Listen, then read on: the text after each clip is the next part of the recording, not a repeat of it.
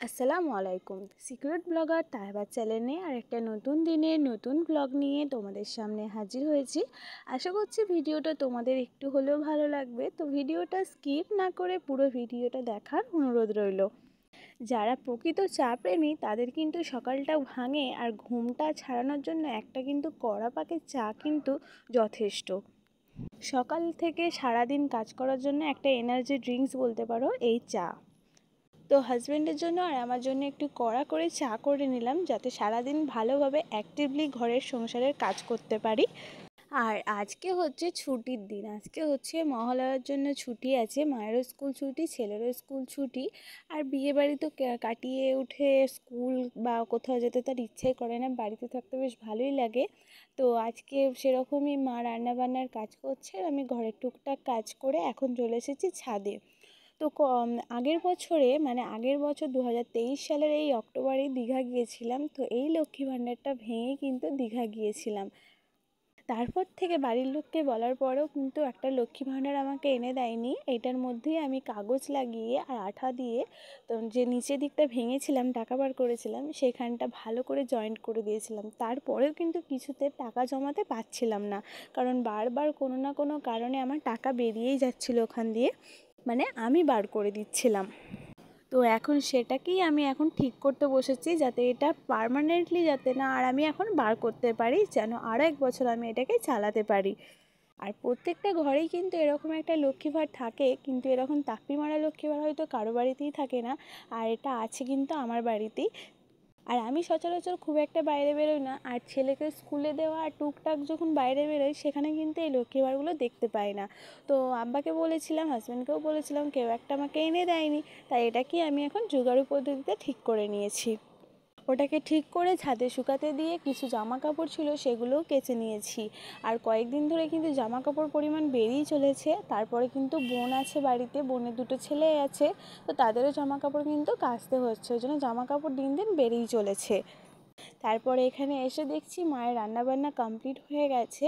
এখন বোন বউকে একটু ন্যাড়া করে দিচ্ছে। আর ওর মাথায় না অনেক ঘামাচি বেরিয়েছিল আর প্রচণ্ড গরম হচ্ছিল, তাই ওকে একটু ন্যাড়া করে দিচ্ছে। আর আমি না এখন বাচ্চাদের ফেসটা একটু কমই দেখাতে পছন্দ করছি, কারণ আমার চ্যানেলে না যে বাচ্চাদের ফেস দেখালেই যে কমেন্ট বক্সে থাকে সেটা কিন্তু বন্ধ করে দিচ্ছে। তাই ওকে একটু আমি অল্প করেই দেখালাম। তারপরে চলে এসেছি এখন আমার নিজের বেডরুমটায়। আর সত্যি কথা বলতে কি বলো তো, যবে থেকে রান্নাঘরটা হয়েছে যত কাজকর্ম কিন্তু রান্নাঘরের পেছনেই টাইম চলে যাচ্ছে, আমার আর নিজের ঘরটার প্রতি একদমই খেয়াল রাখা হয়নি। তাই জন্য এত পরিমাণে নোংরা হয়েছে, এত ঝুল হয়েছে, তোমাদের আর কি বলবো। যে নেটটা লাগিয়েছি সেটাকে একবারও খুলে কিন্তু যবে থেকে লাগিয়েছি একবারও কিন্তু পরিষ্কার করিনি। দেখছি যত পাতা ছিল সব পাতা কিন্তু জড়ো হয়ে নেটের বাইরে ঢুকে গিয়েছিল, দেখতেও খুব খারাপ লাগছিল। তাই আজকে ভাবলাম যে না, যেহেতু ঘরে বসে আছি বেকার আর অন্য কিছু করে লাভ নেই, আজকে একটু ঘরটাকে পুরো ডিপ ক্লিন করে নিই। আর সত্যি কথা বলতে আমি মাত্র 1 ঘন্টা টাইম নিয়ে সমস্ত কিছু পরিষ্কার করে নিয়েছি। আর সবটা তোমাদের পারফেক্টলি দেখাতে পারিনি, তারপরেও কিন্তু যতটুকু পেরেছি।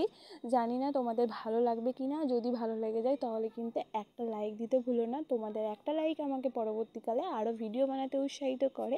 আর তোমরা যারা আমার চ্যানেলে নতুন তারা কিন্তু চাইলে চ্যানেলটা সাবস্ক্রাইব করে দিতে পারো। আর যারা এই কাজটা অলরেডি করে দিয়েছো তাদের ঘরে কিন্তু অসংখ্য অসংখ্য ধন্যবাদ। আর এই ঘরটা পরিষ্কার করার সময় সত্যি আমার মাথায় তো হাত, যে এত ধুলো এত ঝুল কোথা থেকে আসে। আর যেহেতু আমার ঘরের একটা দেওয়াল কিন্তু লাইট কালার আছে, আর ঝুলগুলো না পুরো দেওয়ালময় হয়ে গেছে, পুরো বোঝা যাচ্ছে প্রত্যেকটা জিনিস। যেমন এই চাবির হোল্ডারটা, তারপরে তোমার সুইচ বোর্ডের মাথা থেকে বোর্ডের সুইচগুলো পর্যন্ত প্রত্যেকটা ধুলো হয়ে গেছে। আর আমি যখনই কিন্তু ঝাঁট দিই তখনই যেখানে ঝুল দেখতে পাই সেখানটা কিন্তু পরিষ্কার করে নিই। কিন্তু ডিপ ক্লিনটা সত্যি সত্যি আমার অনেকটা লেট হয়ে গেছে ডিপ ক্লিন করতে। আর কি বলো তো, ডিপ ক্লিন করতে সত্যি আমার আজকে দেরিও হয়েছে অনেকটা। আর আজকে বিছানা চাদরটা যেহেতু তুলে দিয়েছি তাই ভাবলাম পরিষ্কার তো করতেই হবে। আর বিছানার চাদরের নিচে যে বালাপোষটা থাকে সেটাকেও একটু রোদে দিয়ে দিয়েছিলাম। মিমস ফ্যামিলি ব্লগ আমাকে কমেন্ট করেছে যে আপু তোমার বাড়ি কোথায়। তো আমার বাড়ি হচ্ছে হুগলি জেলার চুঁচুড়াতে। তো তোমরা যারা চুঁচুড়া থেকে দেখছো বা চুঁচুড়া চেনো তাহলে কিন্তু আমাকে কমেন্ট করতে পারো, তাহলে আমার অনেকটাই ভালো লাগবে যে আমার চেনা শহর থেকে কেউ আমাকে দেখছে। আজকের আমার এই ভিডিওতে আর কোনো রান্নাবান্না তোমাদের সাথে শেয়ার করলাম না। আজকে এই ঘরের পরিষ্কার টুকটাক কাজ তোমাদের সাথে শেয়ার করলাম। ভালো লাগলে কিন্তু একটা কমেন্ট করে জানাতে ভুলো না। ঘরে টুকটাক পরিষ্কার করে নিয়েছি, জানালাগুলো এখন পরিষ্কার করে নিচ্ছি, তারপরেই কিন্তু এখন বিছানার চাদরটা একটু বিছিয়ে নেব। তার সাথে কিন্তু তার আগে কিন্তু আমাদের যে ঘরের ফ্যানটা আছে সেটাকে একটু পরিষ্কার করে নিয়েছি। এর আগের দিনকেও মা একটু অল্প করে ঝেড়ে দিয়েছিল, আজকে আমি কিন্তু পুরোটাই পরিষ্কার করে নিয়েছি। আর তোমাদের সাথে কিন্তু শেয়ার করা হয়নি, এটা পুরোটাই আমি অফ ক্যামেরার মধ্যে করে নিয়েছিলাম। একটা ঘর পরিষ্কার করতে সত্যি কতটা যে কষ্ট হয় তা আমরা যখন ঘর পরিষ্কার করি মেয়েরা তখনই কিন্তু বুঝতে পারি। আর এই যা গরম পড়েছে, ফ্যান বন্ধ করে তারপরে এরকম ঘর পরিষ্কার করা, তার সাথে এরকম ধুলো ময়লার সাথে ঘন্টাখানেক থাকার পর কিন্তু আমাদের তো অ্যালার্জি তো বেরিয়ে যায়। তো যাই হোক, ঘরগুলো টুকটুক করে না পরিষ্কার করলে দেখতেও খারাপ লাগে, আর নিজের ঘর যদি যত পরিষ্কার রাখবে তত যেন একটা পজিটিভ এনার্জি নিজেদের সঙ্গে কাজ করে। আচ্ছা, তোমরা আমার একটা কমেন্টের উত্তর দিও যে আমার ভয়েসটা কি আদৌ পরিষ্কার বোঝা যায় না কোনো রকমের প্রবলেম হয়। তোমরা প্লিজ একটু কমেন্ট করো, কারণ আমি ভাবছিলাম যে আমার ভয়েসটা হয়তো খুব ভালো একটা বোঝা যায় না, তাই আমি ভাবছিলাম যে একটা মাইক কিনবো। কিন্তু বাড়ি থেকে বলছে এখন কিনতে হয় না, যদি 1K সাবস্ক্রাইবার হয় তবেই কিন্তু আমাকে কিনতে বলছে। তো তোমরা যদি বলো যে না স্পষ্ট বোঝা যাচ্ছে না, তাহলে কিন্তু তোমরা আমাকে একটু হেল্প করো যাতে আমার 1K সাবস্ক্রাইবার হয়ে যাক আর আমি একটা ভালো মাইক কিনতে পারি। তো দেখো, ঘরের সমস্ত কিছু পরিষ্কার করার পর বিছানায় চাদরটা বিছিয়ে নিয়েছি।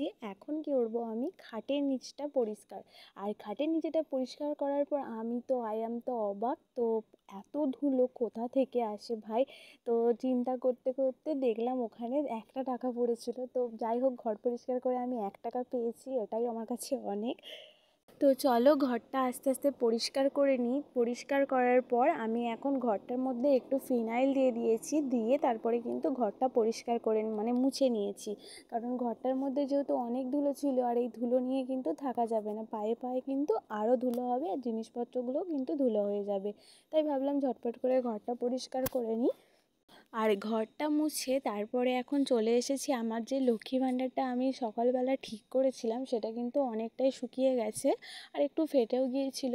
আমি ওটাকে আবারও ঠিক করে এখন কিন্তু এটার মধ্যে পয়সা জমাতে শুরু করে দিয়েছি আজ থেকেই। আর আমি এটার মধ্যে সবসময় কি বলতো, যে সেলাইয়ের পয়সাটা থাকে সেলাইয়ের পয়সাটাকে এর মধ্যে জমানোর চেষ্টা করি। আর যবে থেকে ছেলেকে স্কুলে ভর্তি করেছি তারপর থেকে কিন্তু সেলাইয়ের টাকাগুলো একদমই রাখা যাচ্ছিল না, কারণ ছেলের স্কুলের টিফিন আরও টুকটাক কাজে কিন্তু খরচা হয়ে যাচ্ছিলো। কিন্তু আজ থেকে ভেবেছি এবার কিছুটা জমাবো, কিছুটা খরচা করব। তো এইভাবে না হলে কিন্তু আমরা কোনো কিছুই সম্ভব মানে সেভিংস করতে পারবো না, আর নিজেদের ছোটো ছোটো শখগুলোও কিন্তু কোনো দিন পূরণ করতে পারবো না। তো চলো, আজকে প্রথমেই কিন্তু 70 টাকা আমি ভরেছি। আর আজকে ভিডিওটা যদি তোমাদের ভালো লেগে যায় তাহলে কিন্তু একটা লাইক দিতে ভুলো না। তো দেখা হচ্ছে নেক্সট ব্লগে।